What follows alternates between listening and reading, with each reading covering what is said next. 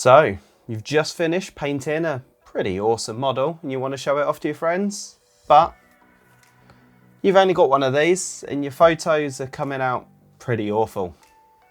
Well, all is not lost. You don't need thousands of pounds worth of photographic equipment to get great looking photos of your miniatures. And today I'm going to give you my 3 best tips on how to get great looking photos of your miniatures using only one of these and a handful of household items.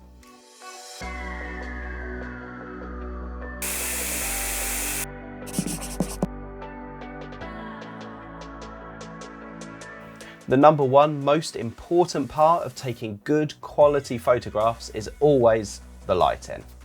The word photography itself literally means drawing with light.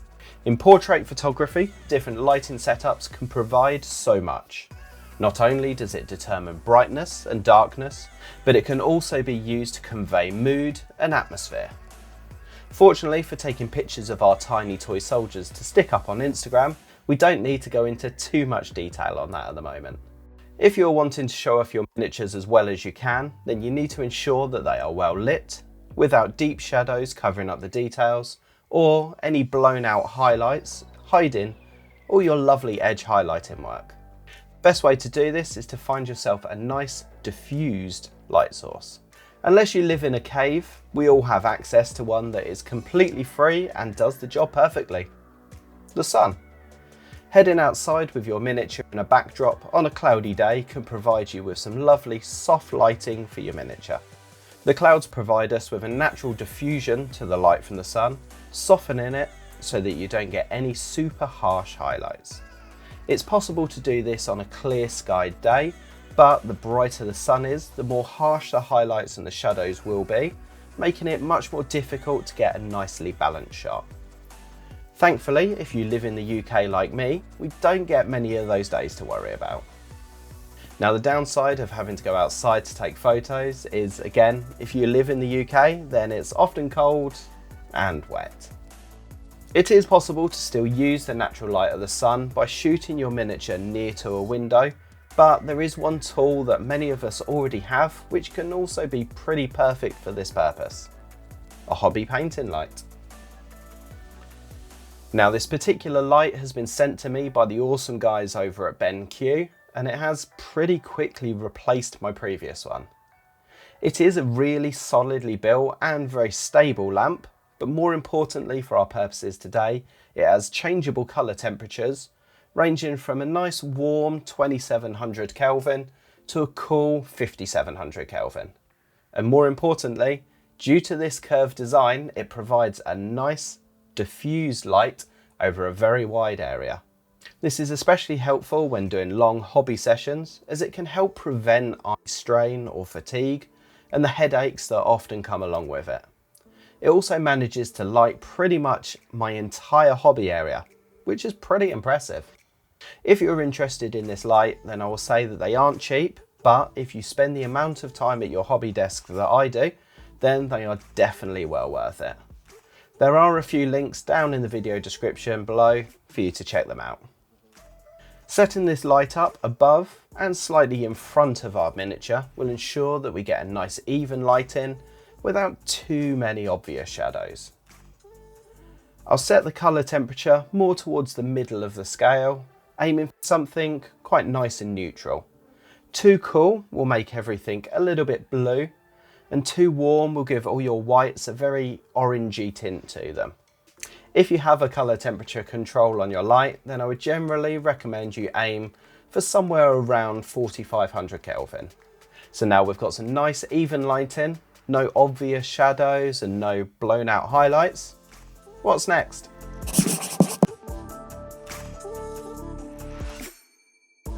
So my biggest annoyance when looking at pictures of people's work on social media is when they take pictures of their beautifully painted models in front of a hugely messy workspace. Unfortunately, however nicely your miniature is painted, it will always suffer from the distraction of all those coloured paint pots, other miniatures, or mysterious photo bombers. This is often the case for quickly taken photos in which people rush to show off their newly painted miniature to their friends. They just snap a quick picture holding the Mini in front of their workbench without really thinking about whether you actually see the miniature all that well. One of the best things that you can do to ensure that all of the attention is on the model is just to completely clear the background. A lot of people will tell you to go and buy a light box, and whilst I'll admit that mine does get a lot of use, it's just a nice luxury and not at all essential. Instead, go and grab some A4 paper and find something nice and stable to attach it to. Position the miniature towards the front of the paper. This will give some separation from the backdrop itself and will help to minimise any strange reflections or annoying shadows. You'll also find that the white paper will actually reflect some of the light back up at the model, softening those shadows just a little bit more. If you have a bright white model, then this technique sadly isn't ideal, as the model itself will get a little bit lost in the backdrop, but by changing it up and finding something of a contrasting colour, this will give you just as good results. If you're happy to part with a little cash but don't want to buy a light box, then there are a number of photographic backdrops available for pretty sensible prices on Amazon. Ones like these can give an interesting texture and a look to your photos, but without being too detailed to be distracting. So we've got our background and our lighting set up. Now it's time to take some actual photos.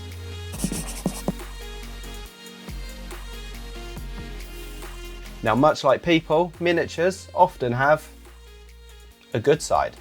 When we're talking about miniatures, this is often referred to as a golden angle, and this is generally the angle from which the model will look its best. The golden angle will vary depending on what the miniature itself is and what sort of a feeling that you're actually trying to portray in the photo. For most human or human-ish models, the golden angle will likely be almost front on and roughly at about the model's eye line or just above. This is assuming that your model has eyes though. For the models that don't have eyes, or faces for that matter, finding the golden angle will take some experimentation. With models like this Eldar Warp Hunter, there isn't a single defining point for you to focus on, but there are a few elements that I would want to feature, such as the lovely smooth lines of the hull and that whacking great cannon. Finding the angle that best shows these off is more a case of trial and error, taking multiple shots of the miniature whilst rotating it round and elevating and lowering the camera until you find a point where you feel that you are showing off the model at its best. With small miniatures, it can be very tempting to use the zoom function on your camera.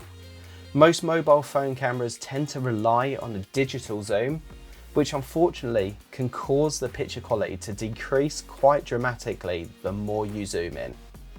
If you're struggling to get a decent close-up of your miniature, then instead of the zoom, I would suggest seeing if your phone has a macro mode on it.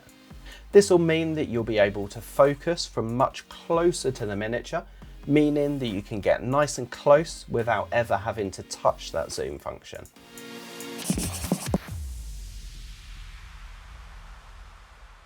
As a last little bonus tip, bin off that built-in camera app on your phone. Now, phone technology is getting ridiculously good. Cameras on the latest and greatest phones are getting to a pretty good level, but unfortunately the apps that are attached to them generally are rubbish. Most of these apps are designed for simplicity. They want to make it as easy as possible for you to take a picture of your food and post it up on Instagram with some god-awful filter on it. What they don't do, however, is offer you a great deal of control over your photos, and this is where third-party apps can come in. There are a range of apps available, but my favourite is the Adobe Lightroom app. This free app not only allows you a considerable amount more control over the settings that you're using, but can also allow you to do some slight editing within the app too. This app allows you to set your own shutter speed, aperture and ISO, which if you have some experience with photography you will know all about, but if you don't, then that's a whole nother video.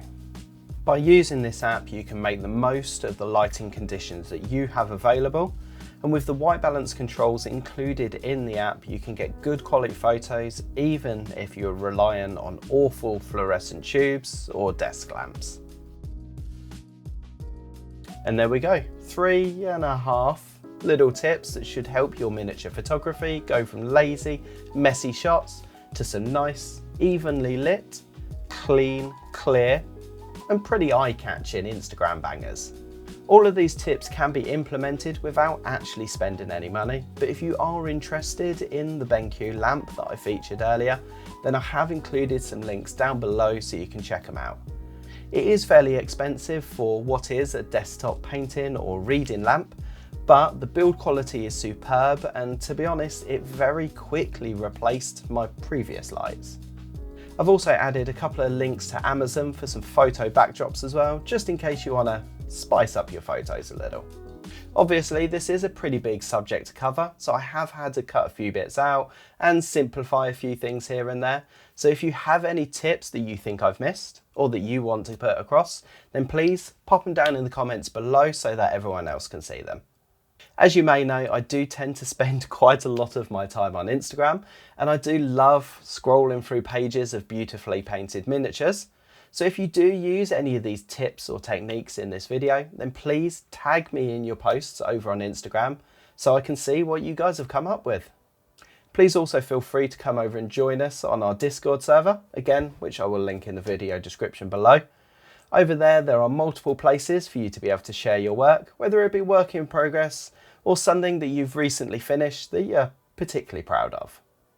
And if you've got any friends that are regularly sending over potato cam photos to you, then please share this video to them if you think they need some help with their photography. So thanks for watching the video, guys, and remember, if all else fails, spray it black and start again.